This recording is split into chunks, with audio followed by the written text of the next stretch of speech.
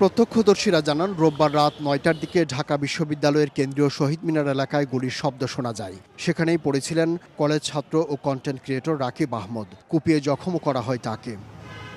দ্রুত Dhaka medical college হাসপাতালে নিয়ে গেলে কর্তব্যরত চিকিৎসক তাকে মৃত ঘোষণা করেন। খবর পাওয়ার পর জরুরি বিভাগের সামনে কান্নায় ভেঙে পড়েন বন্ধু ও স্বজনরা। দাঁড়ায় ছিলাম, গুলির আওয়াজ আসছিল, ওইখানে যাই দেখি পরে হাতুড় আছে না, হাতুড় দিয়ে মারতেছিল।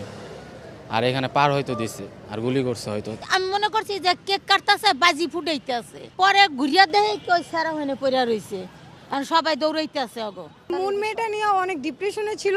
ও বলতেছে যে আমি যখন তখন মারার, কিন্তু আজকে যে মারার যাবে এরকম কিছু জানতাম না। আর ওই মেয়ের ব্যাপারেই বলতেছিল বারবার। আমি যতটুকু শুনছি যে ওনাকে 1 ঘন্টার জন্য কাকে আরেকজনের বউকে বিয়ে করছে রিসেন্টলি, তো ওইটাও ঝামেলা হইতে পারে। হত্যায় জড়িতদের গ্রেপ্তার করে বিচারের দাবি জানান রাকিবের বাবা। টিকটক করে, ওর বন্ধু বান্ধবের অভাব নাই, তবে সে যখন ওই যে হুন্ডা নিয়ে আসলো, হুন্ডার থেকে নামার সাথে সাথে তারা 4টা রাউন্ড গুলি করছে। ওইখানকার পোলাপাইনে বললো, আর গুলি করার পরে তারা এলো পাতালি মানে কোপাইছে। আসামিটা যেন কোন প্রকার ছাড়া না পায়।